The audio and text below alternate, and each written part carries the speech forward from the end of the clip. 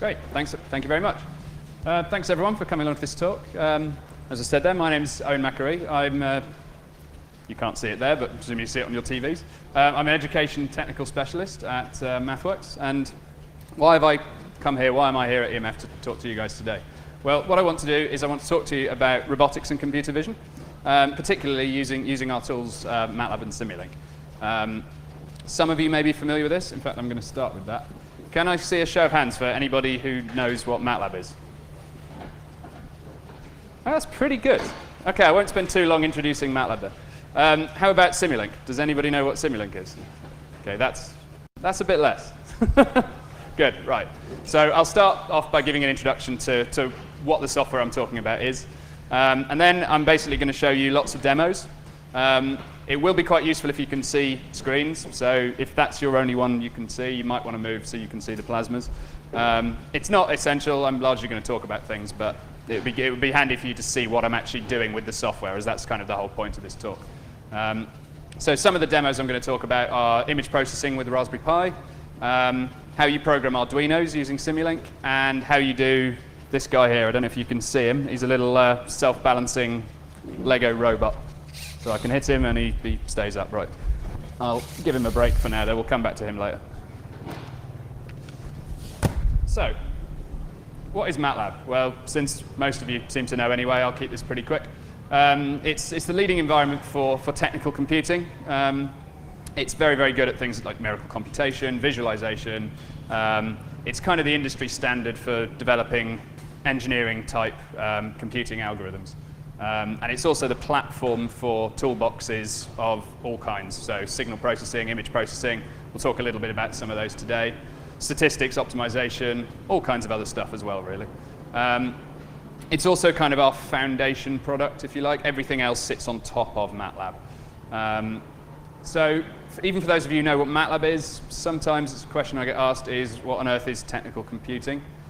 How does it differ from computing? Well, this is just kind of our sort of high-level overview of what we consider technical computing to be. So it's basically doing things with data. So on the left-hand side, you can see accessing data. That's the first thing you need to do in order to be able to do anything with data. So once you access the data, you bring it into MATLAB. Then you can start developing algorithms. You can start analyzing the data, whether that be creating visualizations, creating control systems, whatever you might want to do. But then finally, it's quite important that this piece of software can actually be sent out into the real world to actually do things. In this talk today, I'm going to talk about how you actually send that software onto robots, onto quadcopters, onto various things, robots basically, as was the title of the talk. I was going to switch into MATLAB now and show what MATLAB looks like, but since most people seem to know, you'll see it very shortly anyway, so I'll skip that for now. We can focus a bit more on the robotics and stuff instead.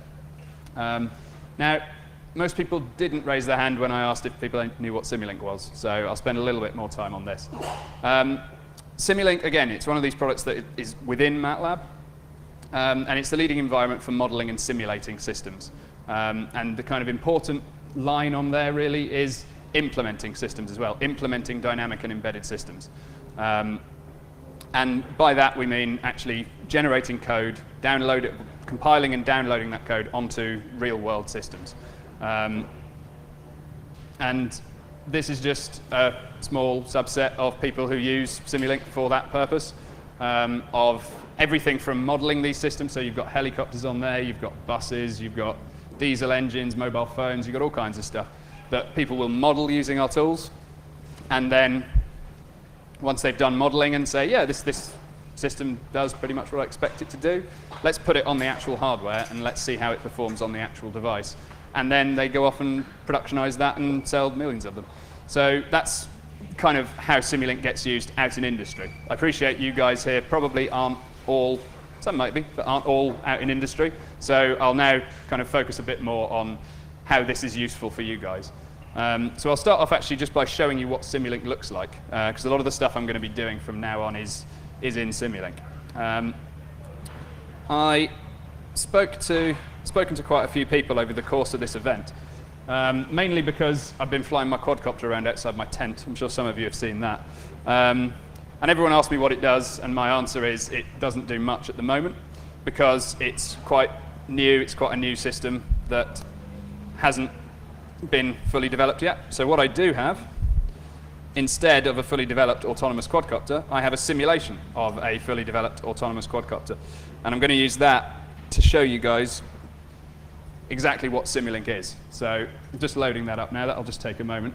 But basically what this is this is a virtual reality simulation of what this little quadcopter will see in the real world. So what this project is it's a quadcopter that's got a camera on the bottom. It flies around. It sees landmarks on the ground and uses those landmarks to determine where it is in the real world. So it's designed to fly around indoors, so you can't use GPS for that purpose.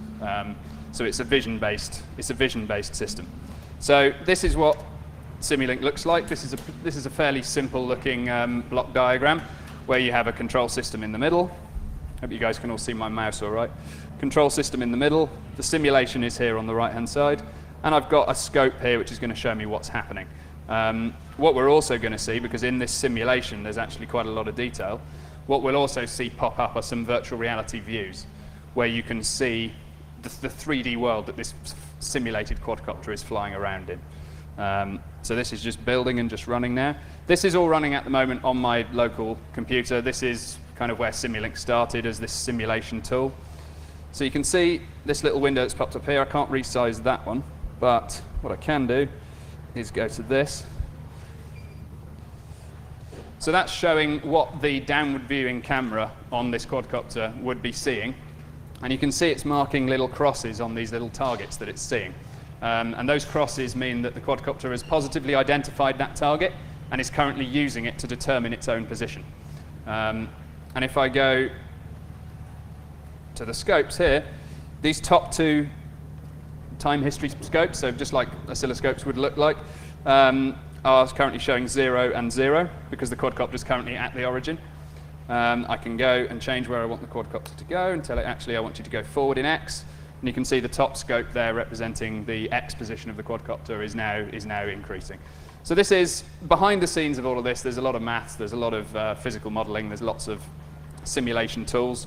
And what I want to show you now is that this is what MATLAB and Simulink is. I've given you a very quick, very brief introduction to what is MATLAB, what is Simulink. But actually, how can you use these to connect to Raspberry Pis, to Arduinos, to Lego and things like that? And how can you actually use the power of these tools to program these devices? So I'm going to switch back to MATLAB now that you guys are all familiar with Simulink, I hope. And I'm going to show you, just go to the presentation to give some context. No. So I'm going to talk about the different ways in which you can connect low-cost hardware with MATLAB and Simulink. Because if you look back at the previous slide, you wouldn't call any of the things on that slide particularly low cost. So if you happen to own a helicopter, you might be able to plug MATLAB in and do something with it, but I don't think most of you do. Phones is the only exception, probably, and we'll come back to that shortly.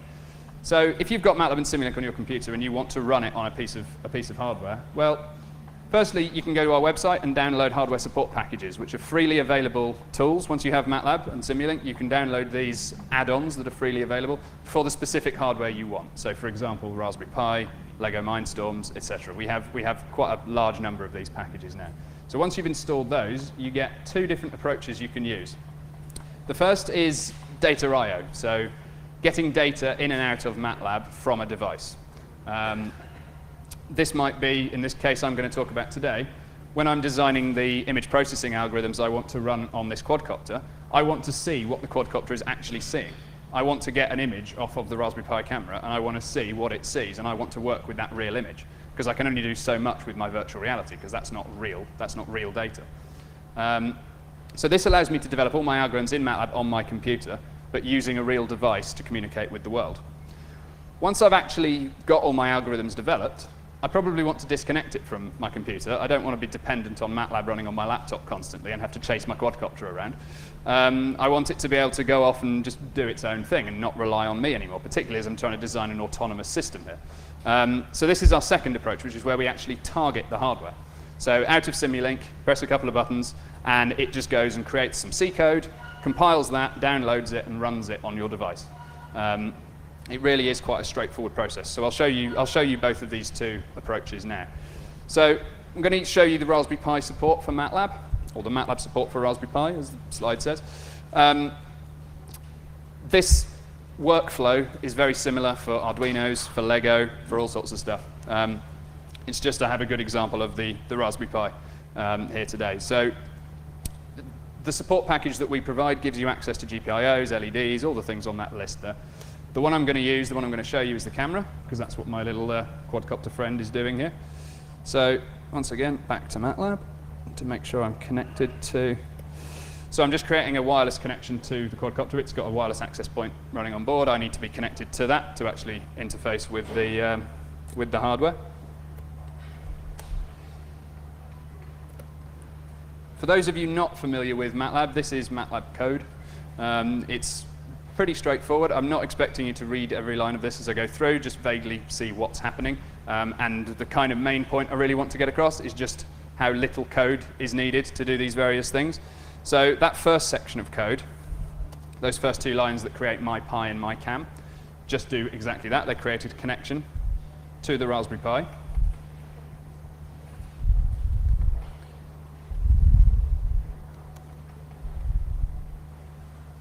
Which doesn't seem to be working.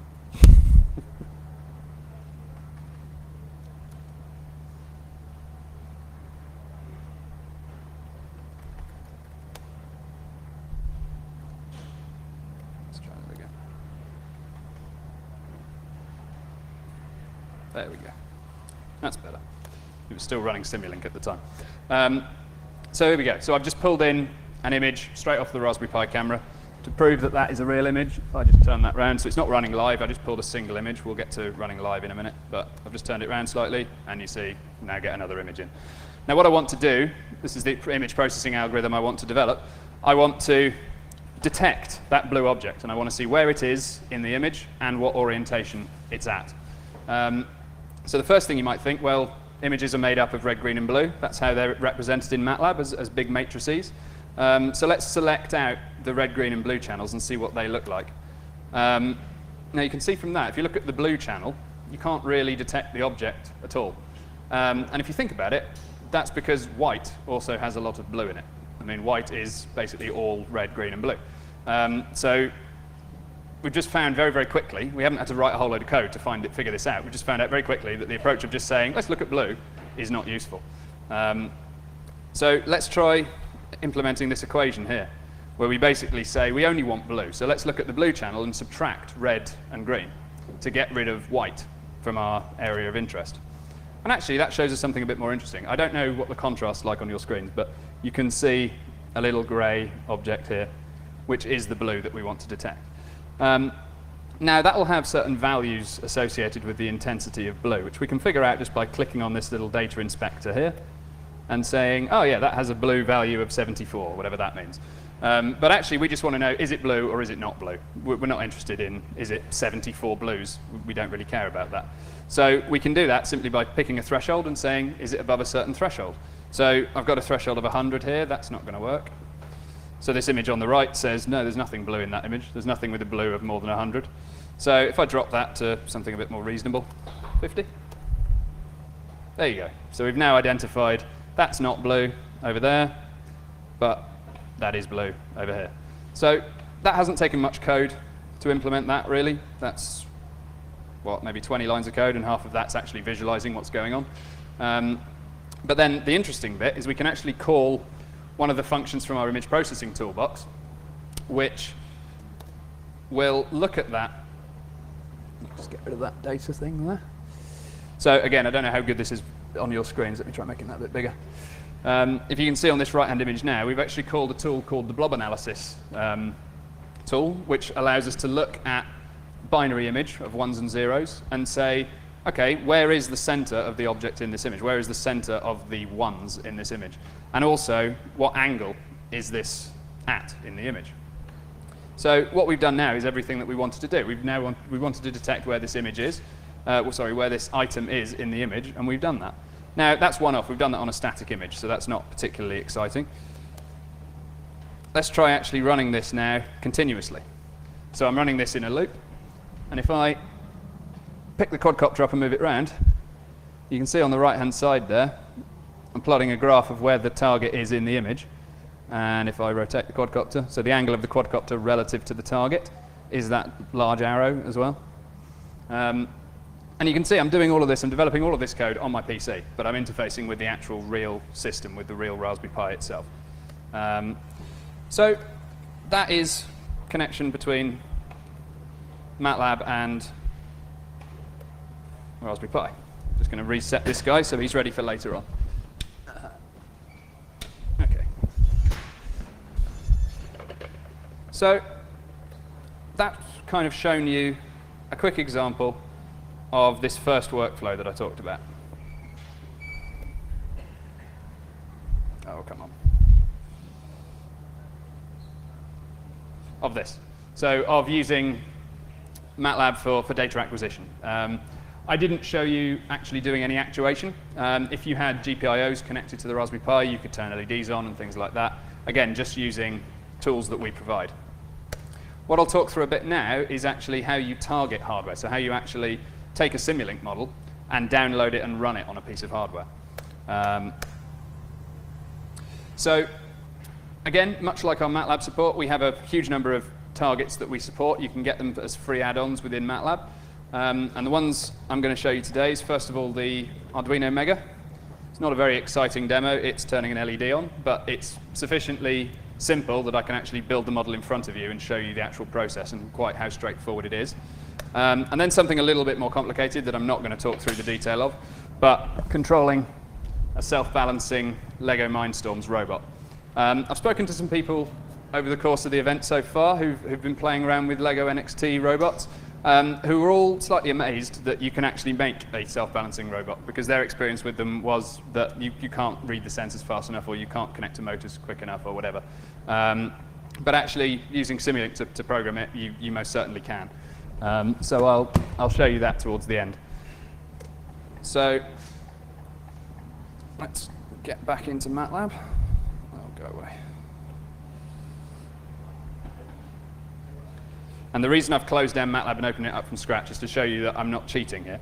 I am going to create, completely from scratch, a new model that's going to run on this Raspberry Pi, and show you some of the, sorry, this isn't a Raspberry Pi, on this Arduino, and show you some of the interesting things along the way. So this is the add-ons menu I spoke about before. You go click on add-ons, get hardware support packages, and you click through a few menus, and you get a whole list of hardware that we can target. But I've already installed all those, so I'm not going to go through that, because it takes about 10 minutes. So I'm just going to open up Simulink. And again, I showed you that Simulink model earlier where I opened a model that I'd already created. That was fairly complicated. It had virtual reality in it and all sorts of stuff. But this, I'm just going to create a new one. So it's empty. There's nothing in it. I can run that now, nothing will happen. When I ran the model before, and if I run this model now, it'll run on my PC. Now, that's not what I want. So the first thing I have to do is tell it that I want to run it on some target hardware. And that target is an Arduino, so I have to tell it that. So that brings up a menu in a moment. There we go. So target hardware is currently none, and therefore it will run on my local machine. I don't want to do that. I want to run it on an Arduino. You can see the list here of all the packages I've installed. There is a much bigger list. If you hit Get More, you'll get that same menu I showed you before. But I want to run it on an Arduino Mega. This is going to give me some additional options now, where I can choose various default settings. So if anyone familiar with programming in Arduinos, you can set baud rates and things. You can set your analog voltage and all this. But I'm just going to leave all of that as default. What you also get, rather than just that interesting little drop-down menu, when you install the support package, you also get some additional tools that you can include in your model. So I showed you a model before. It had some scopes in, it had some constants in, it had some subsystems in that had lots of things that were connected. But to connect to an Arduino, you actually want to control pins on an Arduino, or read data from an Arduino. So you need some specific blocks for that. So I'm going to use the digital input and digital output blocks. Again, you can see this is going to be a very simple example. And my switch is on number 7. And my LED is on number 10. So all I'm doing there is telling it what pins things are connected to. And I also want the model to run forever. By default, things only run for 10 seconds, because you're usually simulating a system that usually doesn't take very long. And I'm going to say, let's deploy that to my hardware. And this will take just a minute. It's now generating some C code, calling various parts of the Arduino IDE, and downloading and running this code on here. And you'll see when it runs that that was all very interesting. You press a button and LED will come on when it's running. But there is something more interesting, which I can show you in a moment. That didn't work because I'm in the wrong folder.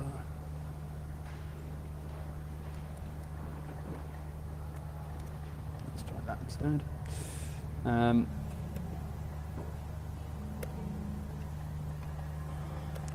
So, like I say, this is downloading C code and running on the Arduino, which you can do if you know C, or C++ as it is, you can do from the Arduino IDE quite as easily as well to turn an LED on.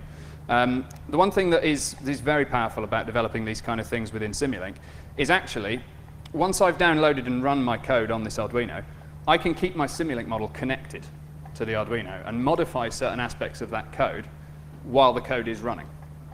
And so you guys probably can't see, but when I press the button, an LED comes on. Now, the fact that you can't see it is actually good, because it means that I can demonstrate this next thing that I was just alluding to there. I can keep Simulink connected to my Arduino while the code is running. So I can say, actually, OK, I want an LED to come on, but I also want to record over time how many times the button's been pressed, or if somebody's currently holding the button down or something. Now, if I was to hit that button and deploy to the hardware again, that wouldn't help, because there's no screen on here. There's no way of me physically seeing a scope, a time history. But what I can select from this little drop-down menu here is I select to run in external mode. And what external mode says is, OK, I'm going to do what you asked me to do before. I'm going to create a load of C code and download and run it on an Arduino. But in the case of an Arduino, I'm also going to build in a serial connection. And I'm not going to ask you any details on this. I'm just going to do it in the background. I'm going to build in a serial connection which says, if you have any things in your model that represent interaction with a user, i.e. a scope in this case, to show me what's happening, I'm going to request that the code that I build sends that data back constantly, so that you can see it and interact with it in Simulink, in the same way you would if your Simulink model was running on your desktop, like when I was showing you the virtual reality example before. So this is now running again.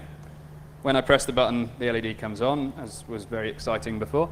But now I can also open up this scope, and you can see there, a little bit bigger for you, that when I press the button, you can see that signal going high to say, actually, he's holding the button down, now he's not, now he's holding the button down. And you can imagine you can do a lot more exciting things than just holding a button down. But this was just something that I could build very quickly and show you right here and now. So the final thing I want to show, as I alluded to, was not just something very simple running on an Arduino, something a little bit more complicated running on some Lego. So I'll just navigate to this, get this loading up. So what I've already done on this Lego is I've already downloaded some code in the way I did in the first instance with the Arduino, which will just run when I tell it to run. And it'll just run there in the background and balance my robot. But that's not connected to Simulink. So I've got some things in here that I can control. For example, I can tell it I want it to move forwards or I want it to turn. But these two are not currently connected, because when I did that download, I didn't use external mode. So what I'm going to do now is actually download again with external mode selected. And the real benefit with the Lego hardware is that built into this is a Bluetooth device. So the external mode connection when you use Lego is not a USB cable. I'm using USB to download the model because that's much faster than using Bluetooth. But it's not a USB connection to actually have the external mode feedback, because that would be quite useless if you've got a little robot that you want to drive around. You don't want it to be connected to your laptop over USB. So once this model's downloaded and run, it'll actually be communicating over Bluetooth. And I'll be able to have it hopefully driving up and down the stage and probably falling off the end or something, I don't know. But there we go, this is almost downloaded now, so this is just connecting.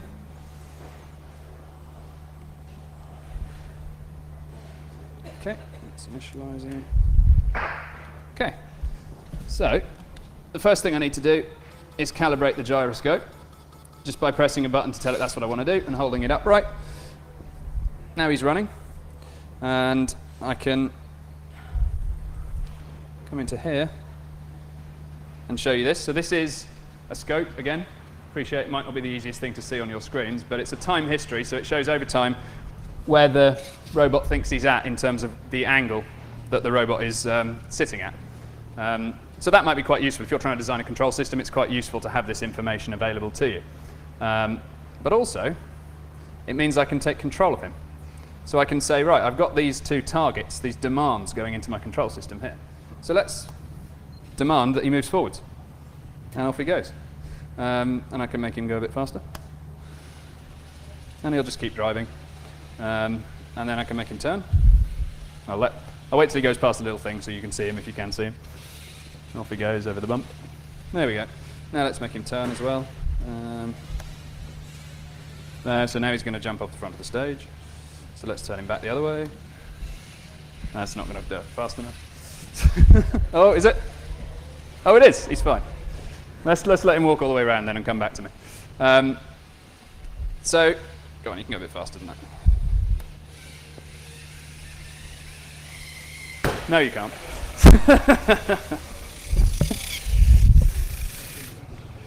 But you get the idea.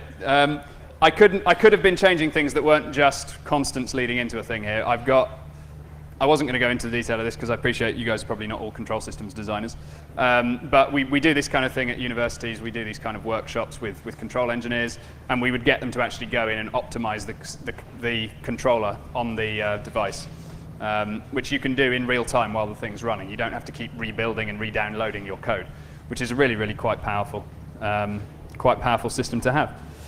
So that's all the demos I wanted to show you. I'll just wrap up and then invite any questions. So why am I actually here talking to you guys at EMF?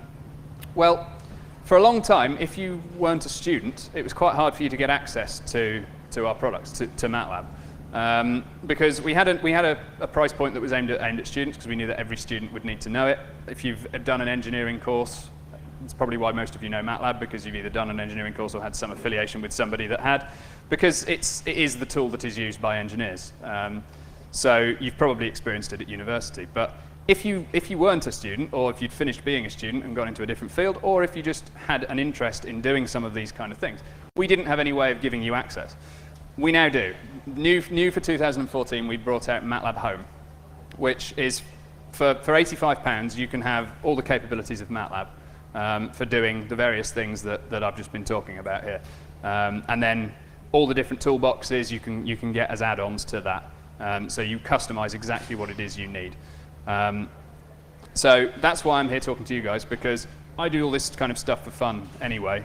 And I know that I couldn't do half of this stuff without MATLAB and Simulink, because coding half of this stuff by hand is just really difficult. So I know how powerful it can be, and I just want to make all of you guys aware that it's out there, you can use it. There's lots of resources as well that we have. We have this Maker Zone blog, which is aimed at students and makers. It's not aimed at the people in industry making planes and cars and all sorts of things. It's aimed at you guys building robots and stuff like that. I'm putting quite a lot of blog posts on there at the moment to do with my quadcopter and all of this. So I'll just wrap up there. What are MATLAB and Simulink? Well, you guys pretty much knew that anyway. Connecting them to hardware, you can get all of the benefits, all of the power of those tools into your hardware-based robotics, image processing, whatever the project may be. We've got this new MATLAB Home for 2014, so if anything you've seen here is of interest, you can now go away and actually try this yourself. And there's Maker Zone. We have a whole website full of tutorials and all kinds of things. There's a lot of resources out there to get you up and running, to get you started. So thank you for coming along. Thank you for putting up with various demos half working, and the poor screen and everything. And I'd like to invite any questions. Thanks.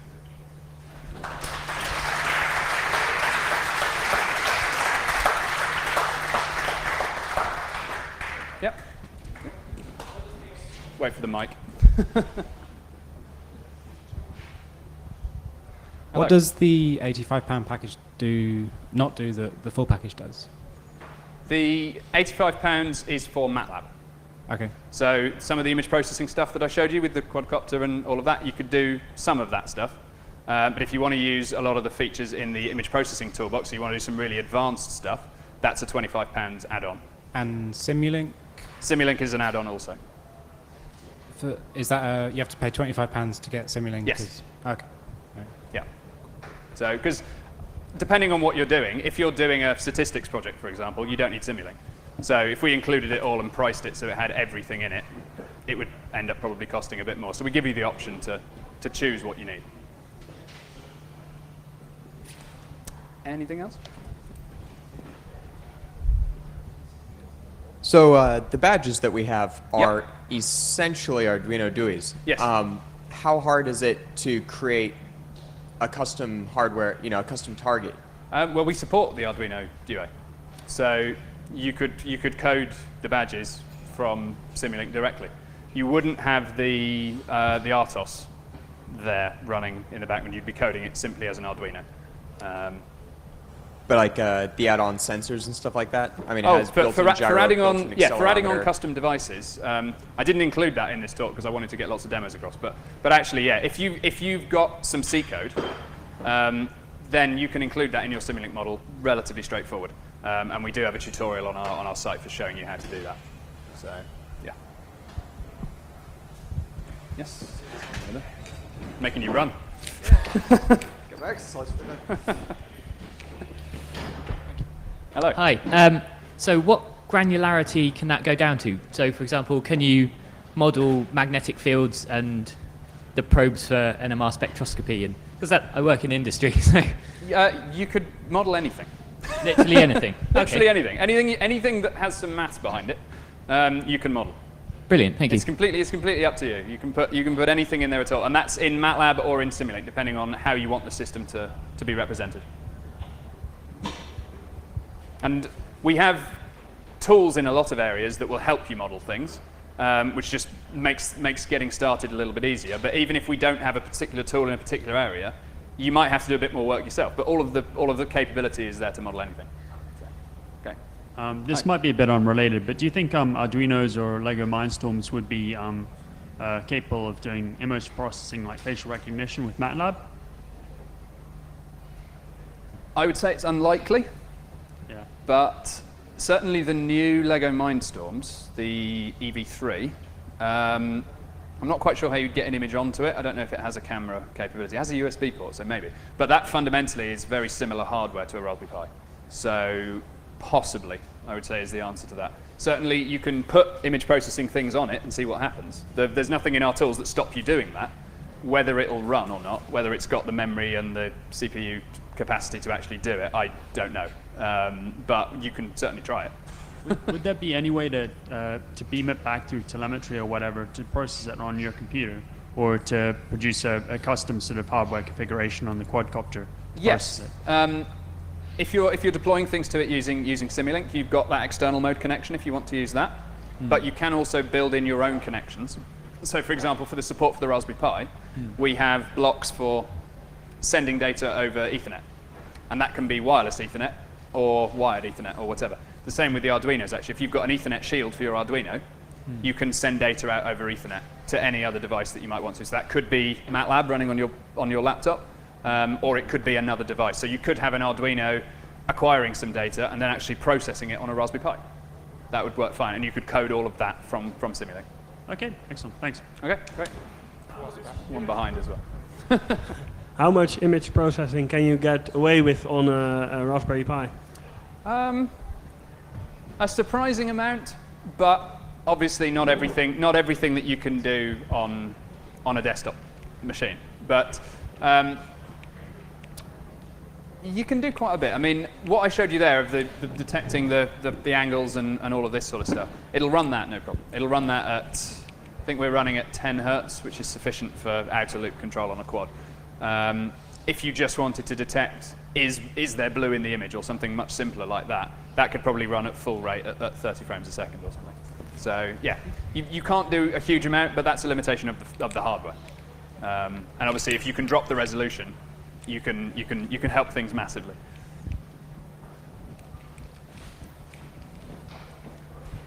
What platforms are supported? It's a very long list. So I see you're using Windows, but Oh, sorry. Sorry, I thought you meant hardware platforms. Different support packages are supported on different platforms. We do fundamentally support Linux, Mac, and Windows. MATLAB will run on all those platforms. Whether the hardware support packages are available on all of those platforms, you'd have to look at individual packages.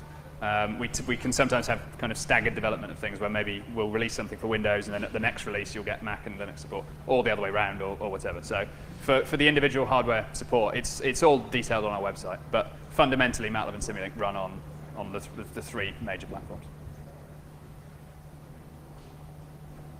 Okay, I think that might be all. Cool. If there's no more questions, big thank you.